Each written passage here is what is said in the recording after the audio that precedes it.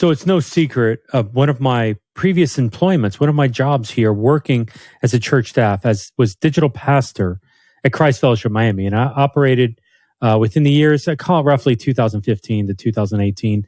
Enjoyed my time there. I was actually grew up in Christ Fellowship Miami, off and on, been on staff there. Honestly, going all the way back to like Hurricane Andrew in 1992, when I was a student intern when I was in high school. So have a great relationship with the church. And in my own life, I parted ways in 2018 as I felt God was leading me towards starting the Church.digital, and which led me towards Stadia. And now looking at where God has me, I love the church, Christ Fellowship Miami, and love the ministry that's happening there. But I can see how God was moving through me by having me leave and move on.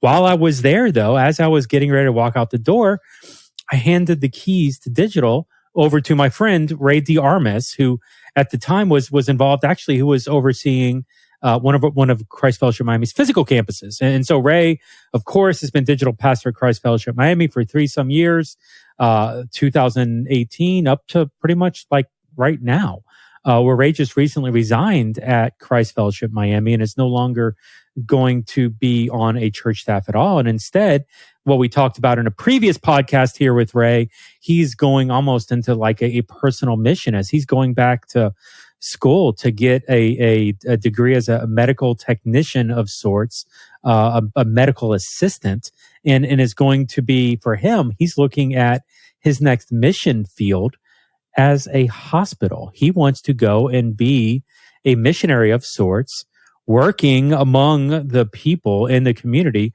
that centers in and around the hospital, both the patients and the nurses and the doctors and the people with that.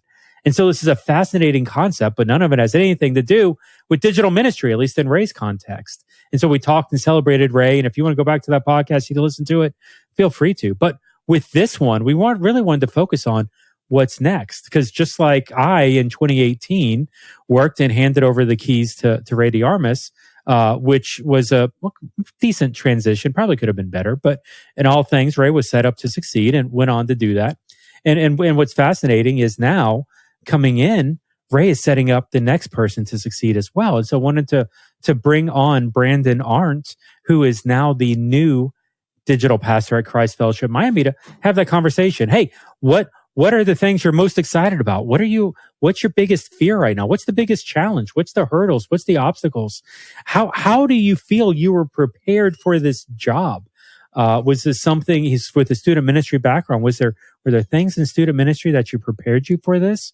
Or who are your sources? Who are you falling back on to get information? Who's challenging you right now in this digital pastor job? Oh, so much we dove into here. Look, here's what we know. Lots of people are doing digital ministry today that were not doing digital ministry in January 2020. Lots of churches are learning and growing even in this post-COVID era. Even as we're flying back to the building as quick as we can, there are still churches that are doing and are seeing thriving ministry happening digitally. And we're starting to empower staff to come on board and be the leaders of this in digital space.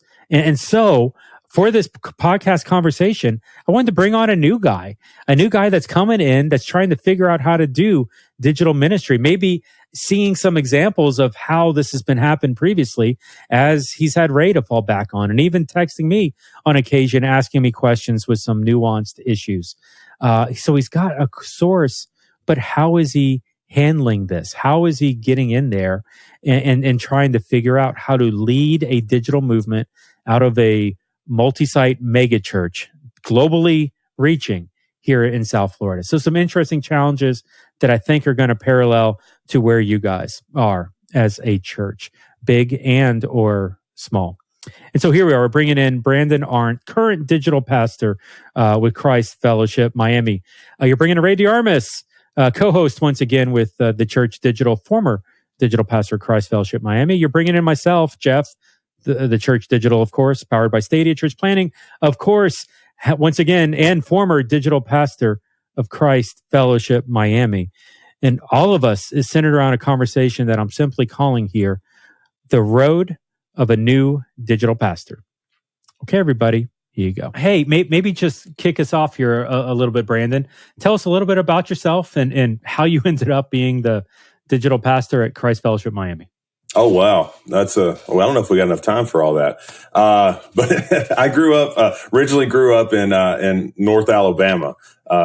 Grew up there, moved to Miami in 2013 to help plant a church in North Miami, and then ended up at CF as a student guy from the church plant partnership with Christ Fellowship. Ended up there working under Rey as a student guy at Christ Fellowship, and then from there moved up doing some weekend experience stuff for students while doing the student director stuff. And then COVID hit. And since I was the weekend experience person, it now became my job to be the online student, oversee online students. So that's how I started. That's the first little dabble into online stuff. And then a little bit into COVID.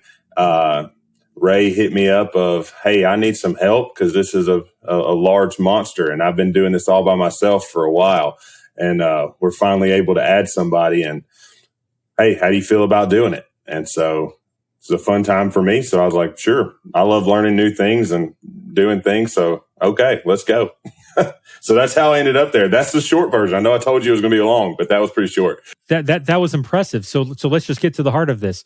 Rey, I did the job no problem by myself. Why are you being a lazy butt and not able to do? Why do you need help, bro? I mean, we both know I'm not. I was doing like 2 or 3 jobs with that role when I was there. You can't even. We both know I'm not half as gifted as you, Jeff. So I mean, we could start there. But the big thing was, so I mean, last year with COVID, CF had decided as a church out of nowhere to expand to all ministries are going to go online, English and Spanish. Like we decided in one fell swoop that we were going to go bilingual. And mind you, prior to that, and Jeff will remember this, Jeff and I were a part of the era of like pulling teeth to try and just get Spanish online. Like, you know, we had English going and kicking strong. That was fine. But just even the thought process in a bilingual city like Miami to get Spanish online was like pulling teeth. And so COVID hit, everything hits the fan, right? And the next thing you know, our leadership is coming to us and asking for English, Spanish, kids, students online. And so in one fell swoop, one of my goals for 2020 was to do a Spanish website. That was a goal for 2020. I got that done in a month. That went from being an annual goal to like a month goal. And it wasn't by myself. I had Romina and Amy Carolero, who's worked with Jeff, and Karina Alonso, who oversees our Spanish online, actually like speak into it and translate. And then I integrated it and a bunch of stuff. But outside of that, we were having to record, and then we made the same mistake that a lot of churches made, where we put a lot of staff really in volunteer positions because we were just looking for things for people to do. But from there, we saw kind of as we were getting ready to reopen, and Christ Fellowship is still forward thinking in this way that digital was going to matter, and digital was going to matter for the long haul. Now, don't get me wrong, digital's audience pre-COVID was already outpacing physical attendance. That was something that was already starting to happen. But then COVID hit and there is no physical attendance. It's all digital. And so the thought process of just having one person oversee essentially what wasn't just the largest campus at that point, but what was the entire church because everybody had to go online was too much. And so from there, they gave me the pick of the litter, and I knew that Brandon was going to be the bang of choice. And so it was just obvious from the get-go. Brandon mentioned that he and I went way back, and we worked together for years. And Brandon is gifted in many ways that I am not. That work out perfect for digital. And so I was happy to bring him on in that role, just because I knew what was there. Brandon, honestly, he's one of those guys, and he's being really humble about himself. It's one of the great things I love about him. But Brandon's the kind of guy that I could put anywhere in the organization, and it's going to get better. I firmly believe that about him, and I've seen it. I saw him do it in students, and then I saw him do it with students online, start something from scratch and just boom, watch it flourish. And then sure enough, I knew he was going to continue to go down that thread for adults. So yeah, that's how we ended up there. Love it. Love the connection, the mentoring here, growing into that. And it's been fun. Brandon, it has been fun, even from the outside. I don't know that we work together really closely, but even from afar when I was at CF, watching you kind of go through the thing, at the, was it North Miami campus, as a student guy, kind of sort of with production, but not really, and watching kind of the steps grow. You've always been, and it's interesting with digital pastors, more often than not, they're, I guess the word would be multifaceted. They've got skills and abilities beyond, what the digital thing is, because digital is such a umbrella that encompasses so much of ministry when it's done right. You've got somebody who's technical that's also gifted in communicating, that's also a relational person, or maybe they're not a relational person, but over time they understand that and develop those relationships. And so, man, love seeing you in this new role. Now, one of the things that Rey said, and this is an area that I think, honestly, that I think Christ Fellowship's different than a lot of other churches is, normally when I say things like digital pastor, what I'm talking about is like pastoring and shepherding and building relationships and disciple making and figuring out how the service broadcasts and chat hosts and all those things are important. And to my knowledge, Christ Fellowship does, a lot of those things. In context though, like Rey, you built a Spanish website. Like what beyond building a website, that's the role of digital pastor? Like what does the role encompass with you guys? Because I think it's more than what the typical church would look at. Yeah. So at Christ Fellowship, it really is more of a digital strategist / pastor kind of a role. So for instance, when Jeff was with our organization, Jeff, oversaw a lot of stuff. Jeff, you oversaw production, you oversaw Arts and Comm at one point, you oversaw online. And so the thought process as I was coming into the role was that Jeff was going to be focused on digital strategy for our church, which was going to encompass the web, the app, and some other things. And I was going to oversee the online community. Well, when Jeff left our organization, we did the thing that not just churches do, but we did the thing that a lot of organizations do, which is we combined two roles into one, which sometimes works and sometimes doesn't. And because ultimately you're going to be better at one aspect than you are going to be at the other. And something's going to give, something's going to hurt. Now that's a side conversation that we talked about with Jay Cranda. You've heard, you can go back in the church digital archives and kind of look at, different types of online pastors and see. I think, Jeff, we did an episode with Jay, right, where we talked about like the difference between what I did and what Jeff did or what Jay did in the sense of all the things that I oversaw. And Jay was just purely focused on community, which is great if you have a church that can do that. For a CF, we're a mega church on a shoestring budget, to say the least. And so there were a lot of things that we had to kind of bring underneath this umbrella. That Brandon, why don't you just let people know what a week in the life of Brandon Arndt, CF, church online pastor, digital pastor is like? Oh, wow. Yeah. So a week for me is he's only had like 3 of them. He's not sure yet. I've had like a month, unless you checked out on me a lot before you exited the organization, and I ran it without knowing I was running it. Put my legs up as soon as I announced I was out. No. For me, I mean, and I don't know if we'll get into it, but that's been an adjustment that I've had to deal with, is moving up to what Rey was doing. Because Rey kind of, with him being his role, he kind of shadowed out some of the things that would come. But a lot of my weeks is following up with people. We have our connection cards that we push for our online congregation, just like our on-site people. So it's a lot of follow up with them. It's prayer requests that we get throughout the week, and different hours, different times. We get prayer requests, so it's me following up with those people as well, letting them know that we're here for them as a church and that we're praying for them. But then outside of that, it's a lot of, I didn't know, I didn't get a web design degree, but I'm making web pages.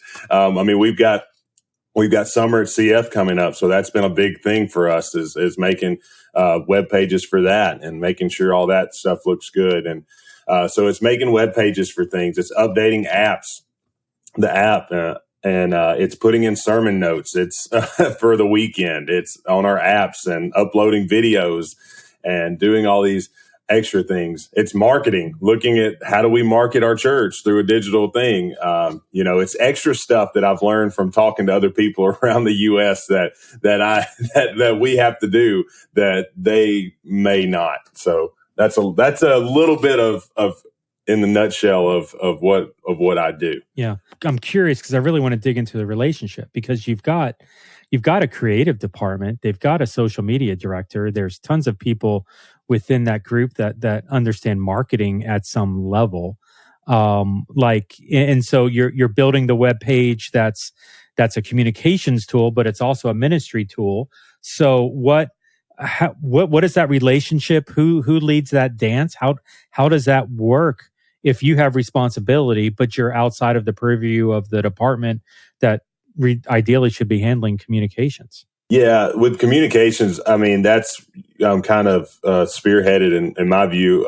Ray, it may have been different with you, but Ben Stapley helps me navigate between communication of the church and what we need on the website. So we're all a part. We're still under that. I'm under his umbrella. So web communications, creative is all under his umbrella. So he does a really good job of making sure we know what we're doing. And then also me and the department heads have good relationships as well, of where we're using different stuff like Basecamp, different things like that. So when we have assignments or big events, things that are coming up, we have those in there to where we can keep track of what's happening. This is the rare role that I don't think you see in a whole lot of multi-site churches, in that it's both dotted line and campus pastor wrapped up into one.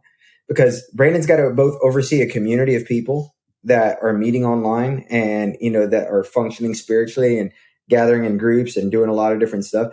So there's that aspect. But on the other aspect, he's equipping Christ Fellowship at large through digital means, whether it's through the app, whether it's through the site, whether it's through digital tools and et cetera. And so it's the rare bit of both that you don't see a whole lot of in many other roles. What do you enjoy doing the most? Okay, like let's pretend your boss is Ben Stapley is probably going to listen to this because he likes to keep track of his people. I do know Jim Tomerlin, Jim listens on a regular basis. So at some point, two of your supervisors are probably listening to this. Your boss and your boss's boss. So it'd be great. What do you like doing? Like Brandon, what are you passionate about? What's the thing that you're like, this is awesome? What's the thing that you're like, oh, this again? Kind of what are you vibing on? Well, no, the fun thing to me is when I get to interact with people.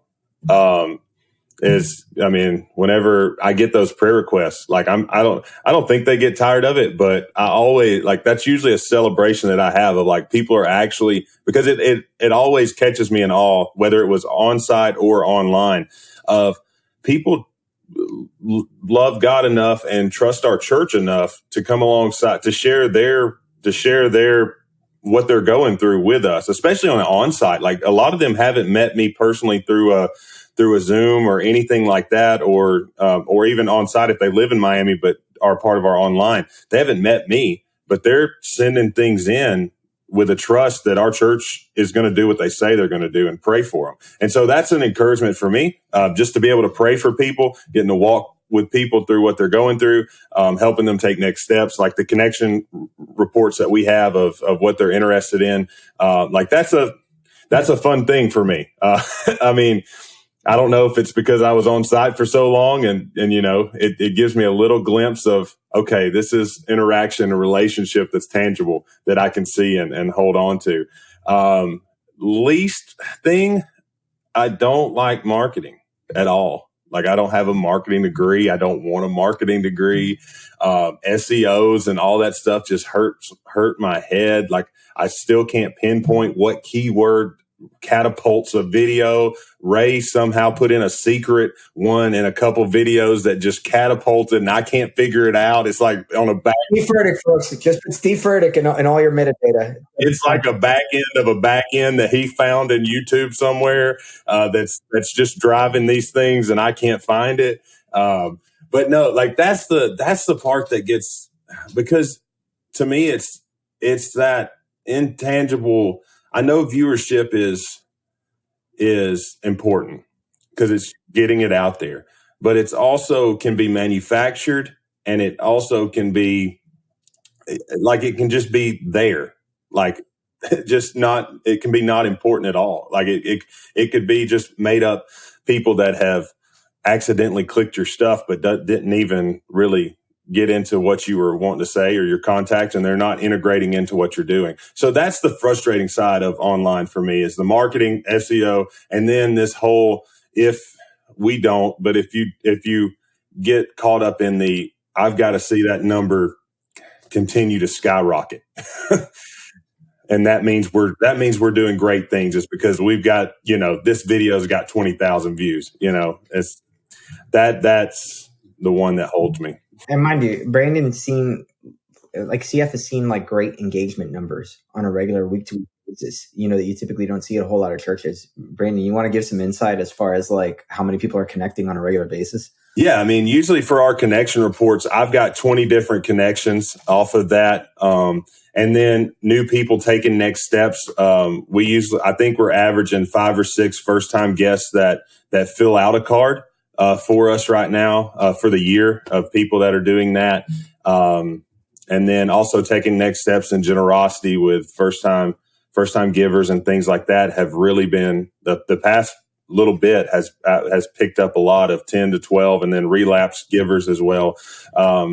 People want to get baptized. Like, all these things are the measurables that make me happy to be a part of online. It's really what we celebrate, or I've tried to celebrate, and what Ray has instilled in me to celebrate is these things are people's lives being changed. So you celebrate those things. A view is a view, but you celebrate that view as it takes its next step in whoever it is, relationship with Jesus. That's awesome. It's not just about the reach. It's not just about that view, but discipling that view along the journey and celebrating each and every step around the way. That was eloquently said, Brandon. That was impressive. You see, how could you not think Brandon was going to be the guy? That's what I'm saying. Like, it's just so obvious he's the guy. That's it. He's had a good trainer along the way. Let's just say it that way. I had a few of them. Yeah, awesome. Hey, so Ray, I mean, just in even to drill in, let me ask you this: why? Okay, and I mean, we were joking, maybe not. Brandon literally does have a good grasp on this. But what were some intangibles? What were you looking for? So, I mean, you're leaving. We talked about it in the previous episode, and you're trying to replace yourself and trying to set up the church to succeed moving forward. Everything ended on great terms. No ill will, no harm being done. How did you transition? What were the skill sets? What were some of the characteristics you were looking for that led you to Brandon? First thing I would say is, and I kind of alluded to this earlier, Brandon was proven within our organization already. Like, there wasn't a doubt in my mind that he's a good leader because I've seen him lead before. Brandon, for me, and this isn't an insult to Brandon, it was just, to me, he was one of those guys that didn't get the shot that he deserved, in the sense that he had proven himself over and over and over again in my book. Like, I had seen him just win and succeed and do things well. And so, Brandon, if I'm speaking out of turn, you go ahead and stop. But that just from my perspective was the way that it was. And so I'd seen him win over and over again, and do things well, and not need to be in the lead seat in order to win, which is so big for online. And let me tell you why. Many times, physical campus pastors want to be able to communicate at their physical campus, but that doesn't get to happen for online. The lead communicator, or the person communicating on stage, is typically the person who has to carry 30 to 40 minutes of the broadcast. And so it takes a lot of humility, but it also takes a lot of leadership skill to say that I don't have to be that person in order to grow community here. And Brandon had that right from the get-go. Brandon didn't have to be the person who was speaking on a Friday night at student ministry. He would empower other people to do that, so long as he could build relationships with others. And so as soon as I saw that tangible and intangible quality about him, I said, man, this guy's going to be a great leader no matter where we put him in the organization. The only other thing that I needed to know after that is if he wanted it. Because you have to want to do ministry online. Like that, and I can't be clear. Like, this isn't a good role to just drop somebody in. And for those of you church pastors out there, you're just looking for a body. This is not a good role to just put a body in. Like, this has to be somebody who's a go-getter and somebody who's driven, and so somebody who actually believes in the vision and mission of your church and carrying that out in a digital landscape. And Brandon very much was that guy. He's a go-getter. He's on top of things. He's organized. He's administratively gifted. But on top of that, I always knew that he was going to get the job done. He wasn't going to make excuses. He was going to go after and get at it. And if he couldn't figure it out, he was going to ask or he was going to learn. And all those things are what you need wrapped up in a digital pastor role, because there is no figuring this out, because it changes so fast and it changes often. Today, we're talking streams and digital groups. Tomorrow, we could be talking VR. We don't know. And so, especially in this landscape, you need somebody who's teachable, somebody who's willing to learn, but also somebody who's very driven.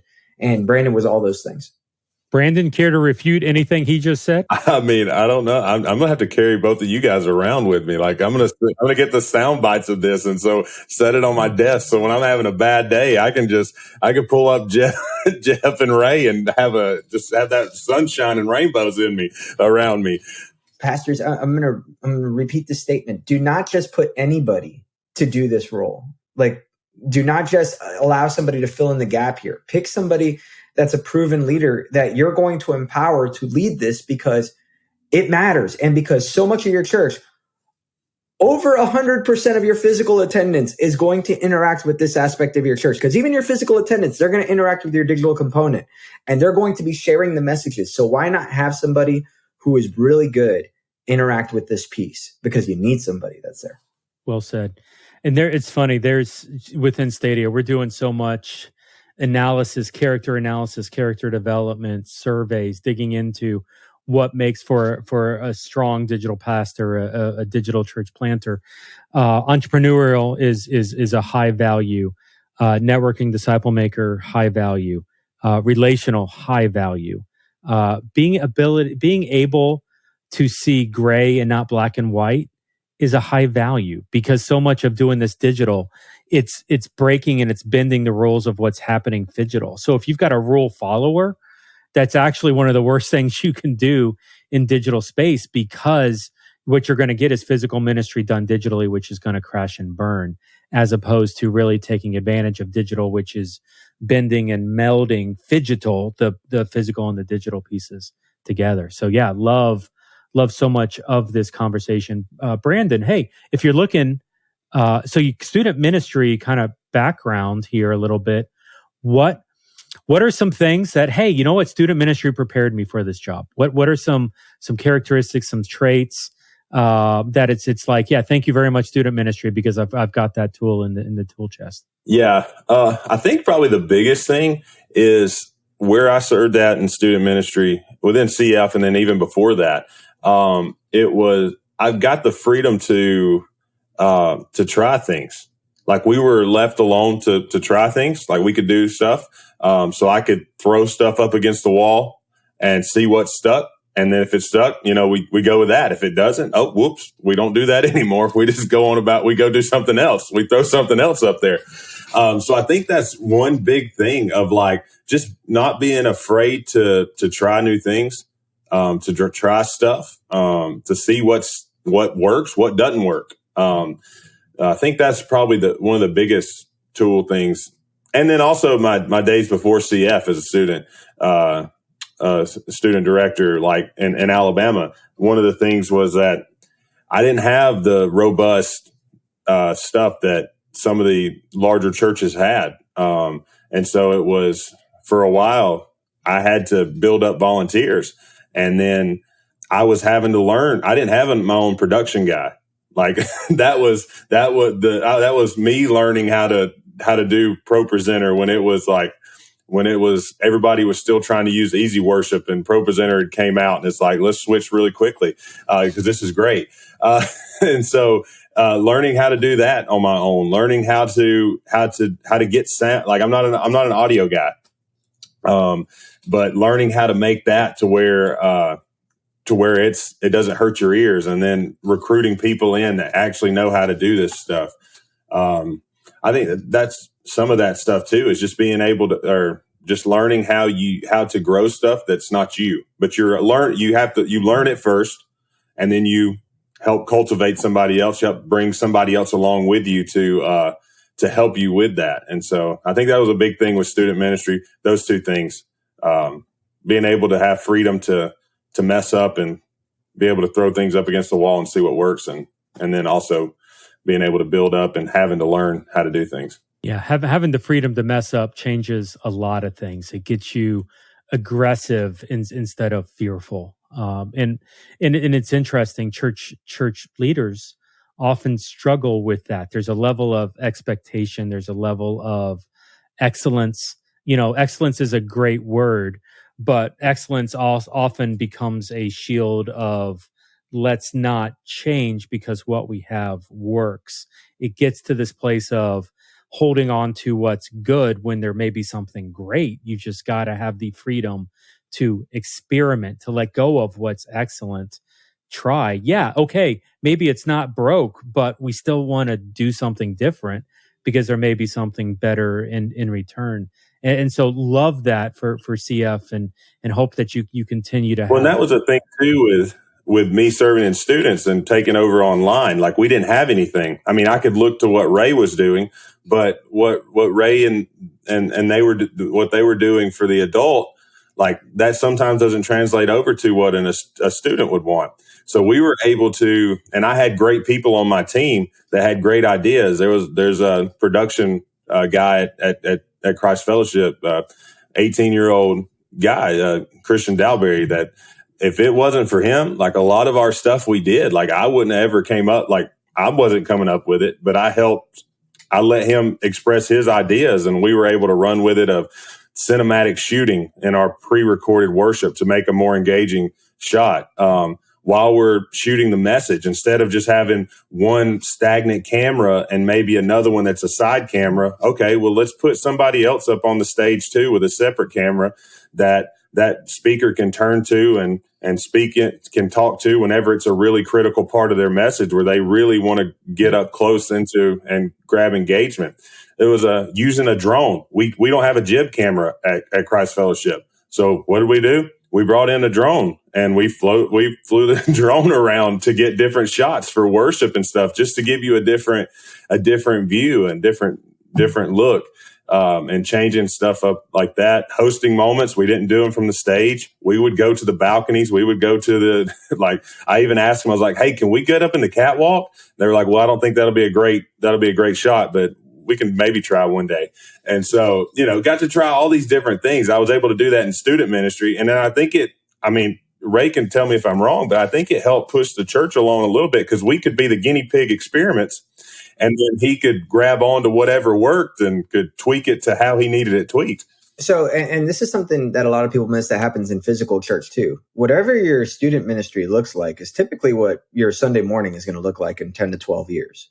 That's just the way that churches have evolved, like ever since student ministry became a thing in the 80s, right? So student ministry, like typically, like whatever it is that you're seeing, the style of music, the type of artists that you use, or even, just kind of what's going on up there. Eventually those folks grow up, they go into their 20s and 30s, and what do? They plant a church and they change the way that church looks like. And so in the same way with digital, we were able to do a lot of cool stuff thanks to Brandon's leadership and thanks to the folks that are there, like Christian and others, that they experimented with everything. I mean, they threw everything on the board. They said, all right, well, what if we did worship different? All right, so what if we did this different? What if we did hosting different? What if we did the message different? Because they started to see, they started to take a look at, we've got to go with what works, because the students weren't engaging with something that was just student ministry done like church online for adults. So that wasn't working for them. So they opened up the entire can and said, let's change it all. And they did. They did. I mean, Brandon, you guys should share what you guys did for Thanksgiving last year, because I thought that was pretty unique. Oh yeah, for Thanksgiving, we also kind of did it for Christmas, but Thanksgiving we changed it up, and we actually went into a volunteer's house. So we did the whole service there. So we did the living room. We turned it into a studio there and recorded worship there, a broken down version of it, but we recorded worship there. We lined up we had 4 or 5 of us, of the student directors that were there to just, and we all had like a thing that we would share, and then led that into what we're thankful for, and just kind of helping lead students of, hey, when you're with your family this Thanksgiving, like, here's something you can do around the table to help. It's been a tough year. It was COVID. Everything was happening. Like, it was a tough year. People had lost people had lost jobs, like their parents had lost jobs, different things were happening. But it was just a way for us to be able to say, hey, we all need to be thankful. So here's a good intimate way that we can come together, do that. And then also at your home, you can do this. Like, you can sing, you can get together around your dinner table instead of watching the football game or whatever while you're eating. Hey, go around the table before you start or while you're eating of, hey, what's one thing that I'm thankful for that God's done this year? And so we kind of incorporated some things like that, even within our messages, that whenever the student directors would teach, we started using things where we would use animations. We turned one of our student directors into a cartoon in a couple of the things, and where we would use not a green screen. We were in a studio, but we would project onto the wall, and they would be able to use, instead of a TV that most people on a Sunday use, you would use a TV to talk about your points. This was all up on the wall, and we would do like little stick figures to represent what they were talking about. So we just used a bunch of different things to try to engage and try to keep things fresh to where, they didn't get bored. And a lot of that comes with having that you have the freedom to explore, to experiment. And what's funny is, just for the audience listening, Christ Fellowship is a very high pressure, high stress environment. And even with that, there's still an opportunity. There's always, you're 167 hours away from that Sunday morning, away from that Friday evening broadcast. But there still is an opportunity to kind of explore there. And what's fascinating, Brandon, you're talking about, an 18-year-old Christian Dahlberry. Dude, okay, so I'm 43 years old. And I told that 18-year-old Christian Dahlberry, I don't even go to Christ Fellowship Miami anymore. Hey, Christian, anytime you need help on a Friday night for me to work underneath you, I'm happy to, bro. Call me up. Let me run that switcher. And I love the fact that the church has given freedom and empowered some of these young kids with these crazy ideas. Garrett Silge is another example of this. Garrett Silge is now production director for the church. He's 20-something. Garrett's actually editing the video right now. Hi, Garrett. Garrett is one of these 20-something kids that came up through the church and is now leading in big ways because the church gave freedom for him to explore and to do some things different. He was working with Robert Chrysler back in the day, another kid who came up through the church and had freedom towards that. And so there's all this opportunity to do radical things. And I'm not even just talking digitally. There's different mindsets that are existing within your church. If we look at the people of the church and we give them freedom to explore these things, as opposed to holding them tight to a system of what we think is excellent, there may be better or learnings to even come out of that. Give it a try, iterate, try again, learn something from that and make improvements from it. And so that's, honestly, I didn't think that was the thing we were going to cover in this podcast, but I love that we took an opportunity to call it out, because I think it's one of the strengths of the church, how it's able to develop these people when they're young, utilize them and give them the authority to take a stab at things and run with it. Absolutely. Empower them to do it. But then the next big thing is also give them the freedom to make a mistake here or there. Because, in order to reach those bounds of creativity that you're talking about, you kind of got to pull back a little bit in terms of thinking through, oh man, but what if it doesn't come out as good as I want it to be? That's the only way that you really get to try new things, and you really get to explore some of those boundaries. Because listen, the Thanksgiving episode that we're talking about, or even some of the other things that we did they come out exactly the way that Brandon and the team had envisioned? No, but you got to be a bit of a romantic and go for it anyways. And so the fact that they were willing to take the risk and go for it, and as somebody who's mentored me before says, hey, so they're going to shoot for the stars, but if they hit the moon, that's totally fine. What's the worst that could happen? And so we've seen it we've seen it proven over and over again. So who said the moon thing? Because I say that all the time. For that, I think I've heard you say it before, but I've heard Professor Massimini, who's like a 80-year-old Cuban guy that I've got like breathing down my neck with all sorts of anatomy and physiology now. He says, De Armas, if you want an A, you need to go for a 200. That is the only way that you get an A. And so it's working out so far. But yeah, that's Massimini for you. So there you go. Isn't that a clothing line in the 90s? Masa. It wouldn't surprise me if Massimini has his own clothing line, but he still chooses to dress like it's 1999. That wouldn't shock me at all. So. All right, Brandon, what's the first thing you changed after Rey left? Rey packs up his box.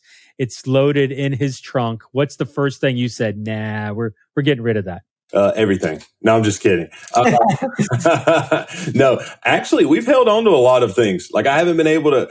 I was trying to keep my head above water. Because we talked about earlier, like all that I have to oversee. So it takes a little bit to change some things. Maybe the first thing that we did change though, and it wasn't anything that Rey didn't do or didn't want to do, but we've upped our Spanish hosting to where we co-host now. Before it was a single person.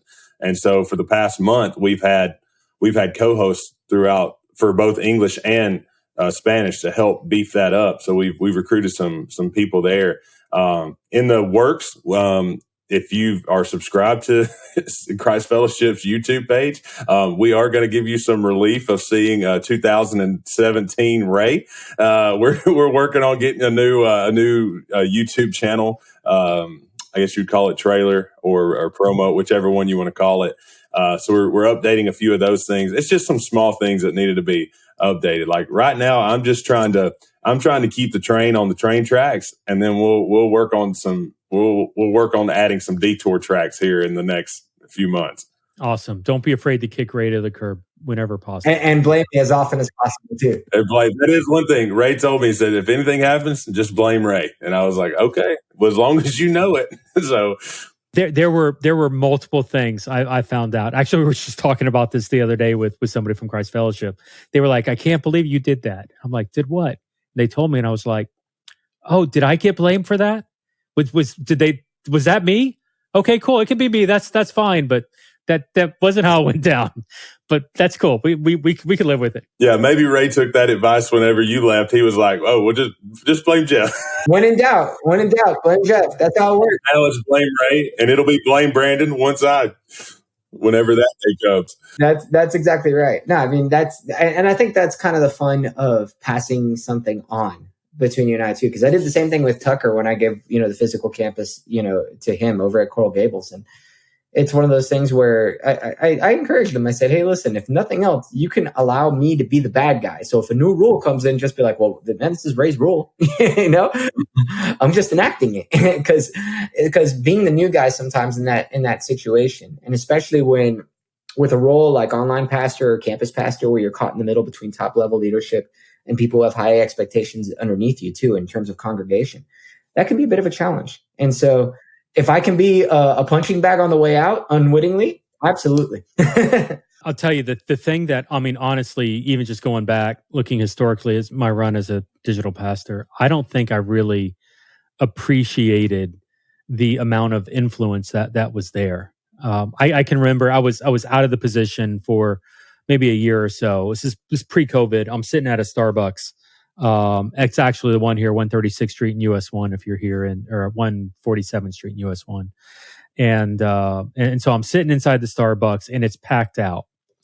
And so I'm on my laptop working. I don't know what I'm doing, but I'm doing something, not really paying attention. There's one table open to me in the entire Starbucks. And in walk, I've told Rey this story, I think. In walks Omar Greeley and Carlos Cardenas. Okay, so this at the time, it was the broadcast campus pastor and the executive pastor, both were on the teaching team. These are now the lead pastor of Christ Fellowship Miami and the essentially director of campus's executive, something like that. And so like these are two very important people within the church. These are two people that are high profile positions within the church. And I'm a digital pastor who hasn't worked at the church for a year. just quietly sitting, at my desk. They're having a conversation. We said hi. We were social for a minute. I went back to work, and then they went and had whatever conversation they were having. In walks this dude. I don't know who this guy is. I've never seen him before. And he walks past me, and he turns around, looks at me for an awkward minute. And I look up from the laptop. I don't know, Ray, you may have gotten this, maybe more than me, but I love this. Hey, you're the guy from the TV. And it's like, you mean the computer, the laptop? Yeah. Oh, yeah. Hey, I'm Jeff. I'm the digital pastor. Or I was the digital pastor over Christ. And this guy comes in and he starts, sees me, recognizes me, has this conversation, starts bearing his soul, all this stuff going on, talking about the church, fortunately in a very positive example. Now, I want you to understand the situation. He recognizes me as the digital pastor. He does not recognize 2 of the 3 people on the teaching team, literally one table over from me. And the tables were so close, they could have jumped into the conversation and dialogued into it. So he has clear purview, and he just recognizes me as being that guy that shows up on the screen every once in a while when I watch a service online. And so the ability from a digital perspective to speak into and to champion these ideas for Christ, it's a beautiful thing. Ray, did you ever have an experience like that? A ton, and especially during COVID, even masked up, I would go to places and people would stop me like, hey, you're Pastor Ray, you're the church online guy, for Christ Fellowship. And that was something that I never kind of anticipated as part of the role, which was kind of weird. You know what I'm saying? It was an odd kind of celebrity. It never got me any free food, which is always the worst kind of celebrity. But it was something that was very humbling in that kind of regard, because so much of this feels like it's behind the scenes because you're not standing in front of an audience of people. And yet with digital, the largest audience is not in the room on Sunday morning. And that, I think, prior to COVID, as that continued to happen over and over and over and over again, if I was in the Coral Gables area, I would get stopped by 1 or 2 people a month. As the church online guy, I would get stopped by 2 or 3 people a week, in terms of how that would happen.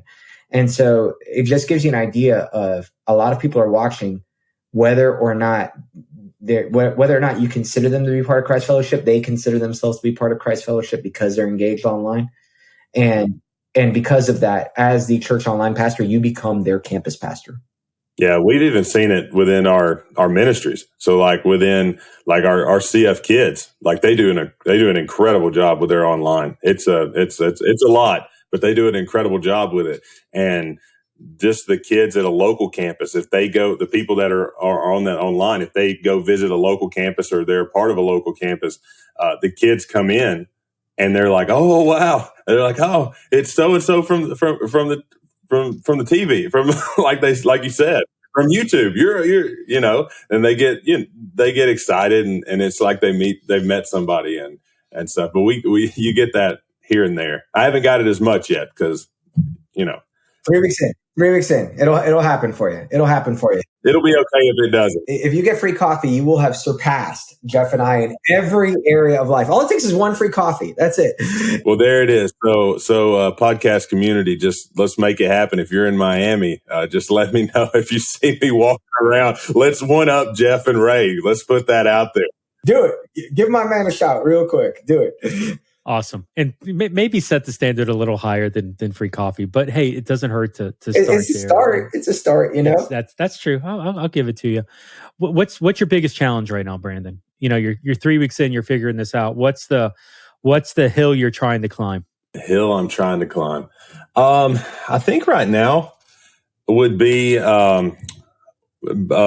building back up our chat hosts. And then also figuring out our small group philosophy of how we're going to do that, but with online, as a hybrid church, how we're going to do that. With chat hosts, I think Ray may have spoke about it before. We think that one of the biggest mistakes we made was during COVID was having our staff as chat hosts, because we lost people that were volunteering to be chat hosts, because it's like, oh, well, my campus pastor's on here saying stuff. What am I going to say that they can't say, like that they're going to, where you put the pedestal on somebody. And so it's like, you start losing. So now it's everybody's back physical. And now it's like, oh, well, okay, now we see what's left. And it's like, it wasn't as gleaming and great as what we thought. And so it's just building that up. And then also with our Spanish community as well, like helping, like figuring out the bandwidth between the people that run that, our help run our Spanish and global, and within our online, us finding the bandwidth, because they're leading a lot of different wearing a lot of different hats and doing a lot of different things too. And then with online with me, and I'm not bilingual, like English is my language. I took Spanish for 2 years in high school, but forgot a lot of it. So it's finding the bandwidth between both of our stuff to help build that chat hosting community as well, to help build that. And then our small group philosophy. What do we want to do?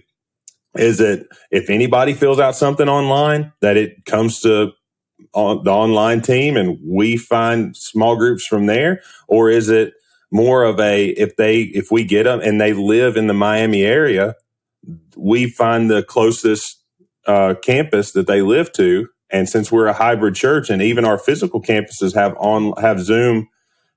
still have Zoom small groups, do we get them plugged in there, or help push them towards a physical, if they want to, a physical small group? And then if not, then okay, well, you can join in on our online Zoom. So I think those are the two big challenges right now that are probably going to be my big focuses for the next 6 months, the end of the year, to just try to put some benchmarks out there to try to grow that, and it's all engagement focused. Like I said, like the view stuff, like it's going to come and go. It's a roller coaster. That's another thing, a hard thing that I've had to deal with is jumping in. I tried to tell myself not to. Ray told me not to, but you get caught on that viewership, and it's like a roller coaster. 1 week, for some reason, a keyword hits and it skyrockets like to the moon, and the next week something doesn't hit and it just drops. And so it's, Facebook decides it wants to do its thing, or Instagram wants to do its thing, or Chop for some reason the server overloads or something. You have your stuff, and so that's been a struggle, just a personal struggle. It's not of not getting locked in on numbers and letting that dictate how I feel about what we're doing as a church and what I'm doing as a director.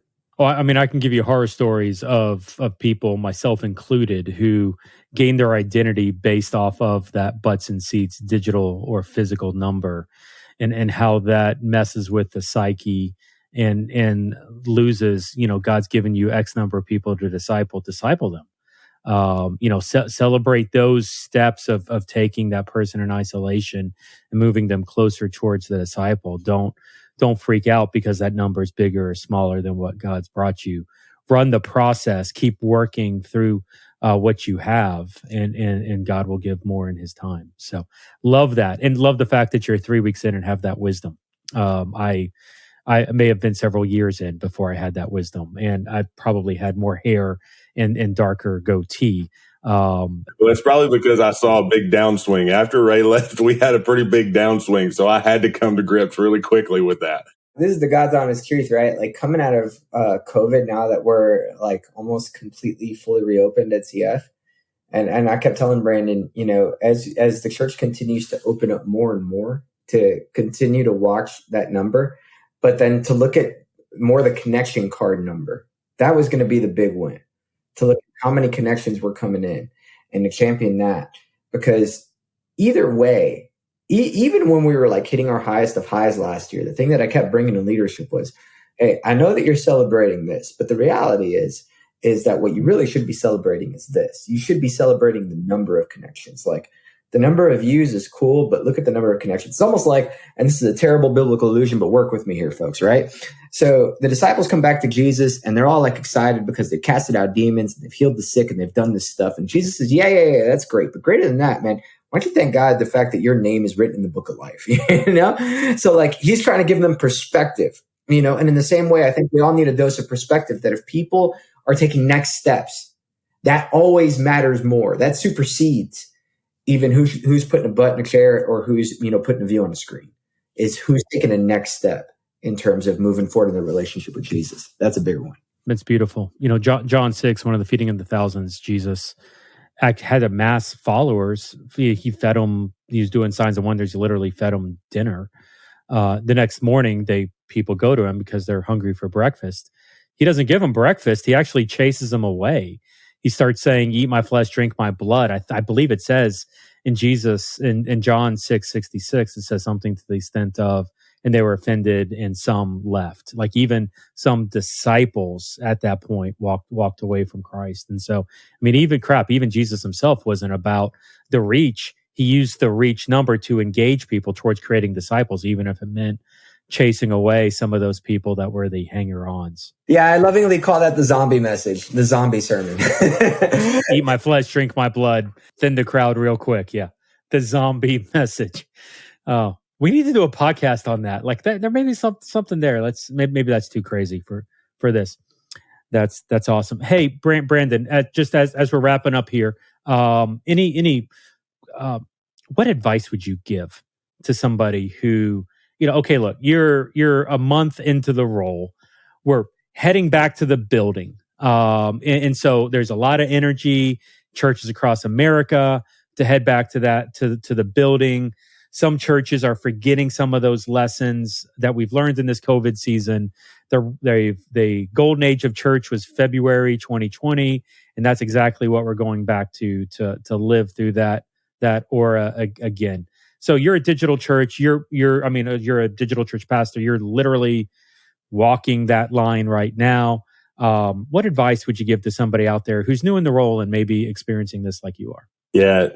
Wow. That one's a tough one. I don't know advice that I would give. Hopefully you can be honest with the people above you, like to share your struggles with, like if in a respectful way. So if we're trying to go back to things that we're working in pre-COVID, but we know that this isn't like it's going to zap the mission, like if it's going to kill the mission of what we're doing online, like hopefully you have enough, hopefully your leadership is open enough to where you can go and talk about those things and not just hold on to them and just get bitter about it and be like, well, these people don't know what they're talking about. They keep trying to go back when you never let them know, like, hey, let's not go that route. Other than that, guess from the 3 weeks, I guess it has to be like, don't chase those numbers. Like, don't chase them. Like, they're going to come. Like, put out content, put your content out there. Get it out there in front of people, but try to disciple people. Whether you're a large church, small church, whatever it is, like whoever's try to disciple them, try to bring them along. Try to bring them along with you, and help them grow closer to Jesus, is the ultimate goal. Don't go chasing those numbers because, like I said, they're going to come, they're going to go. It's just different things. And then don't be afraid to fail, which is a tough thing for me sometimes because I do have like a kind of a perfectionist thought process in my mind of where I get and I also. And this is not good in the role that I'm in, but I'm working through it I feel way more comfortable about something that I've done before and I've seen done before to implement it. Where if it's something I have to create new, I get a lot more uncomfortable. And so it's okay to be uncomfortable and it's okay to try to do those things. You don't always have to go back to, I know this is tried and true. It may be tried and true, but then when you try it again, it ain't tried and true no more. And so don't be afraid to try new things, to do that as well. And yeah, don't be afraid to ask people, talk to people. Like, luckily I have you two guys that are phone calls away, texts away. If I have questions, I've also networked with other people. So jump in those Facebook groups that you see, jump in. If you see a social media, a church that's doing things that you like and you see them doing, reach out to them. Try to reach out to who their online director is or something, and just have a conversation. Most people that I've talked to, no matter how big, no matter how small, like they'll make time to speak to you and help you out. So don't be afraid to ask questions and think you've got to go across it by yourself. Like there's other people to help you get through it. The one thing that I love about the digital community, digital ministry, online pastors, digital only church planners, like it's a very tight and supportive community. Like, and I was telling somebody at lunch today, we were all crazy pre-COVID. COVID just validated everything that we've said. And so pre-COVID, we were thinking this way when the rest of the world thought we were nuts. And so the support that we have for one another and the ability to help others who have questions, like there's just high level. Because we all remember the days when it was like, you're an idiot. Why do you think this way? And now, thank you very much, COVID. Okay, maybe you are an idiot, but at least we can see the purpose behind why you were thinking the way that you did. There's some perks with you being crazy. Yeah. 20 years worth of perks has a decent payoff. Let's just say that. Awesome. Hey, this has been a great time, Brandon. Excited about you in the new role and where you're heading off to, Ray. You know, as we're landing the plane here. Any closing thoughts? Yeah. Just you guys can see in what a tremendous person that God provided in Brandon. Transition well. Whenever you leave a role, transition well. Leave something behind for somebody to pick up and keep running with. I used to think that ministry was a sprint, and then the older I got, I thought it was a marathon, and now I realize it's a relay race. So my job is not necessarily to do well for me. My job is to do well with something and then to give it to somebody who can do better. And I believe that God provided that person. I believe he's going to go far with this. And then one day he's going to do the same and hand it off to somebody else, because we're all temporary. But, you know, if you're building digital around yourself, then really you're not serving the kingdom. You're serving you. And nothing could be a life less spent than building something around yourself as opposed to thinking kingdom minded. And so, you know, Brandon, man, thank you for grabbing the baton and running with it, because you're going to run far. There we go. We're going to add that in. I'm telling you guys, Yeah. Garrett, just send the whole audio file over here. I'll chop it up myself, and we'll just have Jeff and Ray. I'm going to put it in my back pocket and play it on my phone as I walk down the street. It's going to be great. I'm going to be the happiest guy. Well, and to be fair, and this is the other thing, you know, like I grabbed the baton from Jeff, and Jeff set up something that was great and stable ahead of my time and was way ahead of the time of others, you know? And so, you know, a lot of people, by God's grace, came to Christ Fellowship for help, and we were able to provide a lot of answers because of the stability that we had over a sustained amount of time. You know, God willing, we'll never, I hope in our lifetime, we don't go through a pandemic ever again. But I don't know that there's not going to be another thing that's going to cause physical church to have to stop meeting for a Sunday, for 2 Sundays, for 3 Sundays, for a year. I don't know. And so in light of that, just make sure that you have people that you can trust at the top who have things prepared in such a way that just in case they had to hand it off, it's good to go. Well, and part of it is, well, let's be honest. We've all seen people in church staff environments drop the baton, you know, at that last 50 feet, where they lived a great life, and then things got personal, things got, you know, out of context or just unfortunate, and it was that rough transition, that rough handoff.